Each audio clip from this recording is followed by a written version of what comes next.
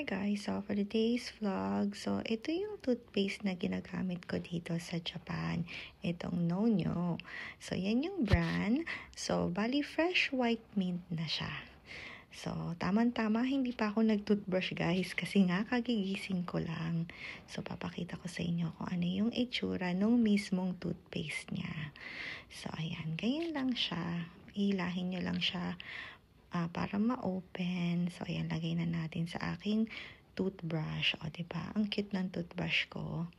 Kasi nga, ganito yung toothbrush ko. Kasi nga, para maabot ko yung mga sa likod ng, yung mga molars ko. So, ayan, ganyan, mag-toothbrush. So, nararamdaman ko na yung pagka-minty niya. So, ayan, ganyan lang. Parang regular toothpaste lang din naman siya, guys. So, ayan. So, ganyan lang mag-toothbrush. So, ganyan din ba kayo mag-toothbrush, guys? Comment down below. So, kung gusto nyo, guys, mag-purchase, click the yellow basket at nasa comment section yung link.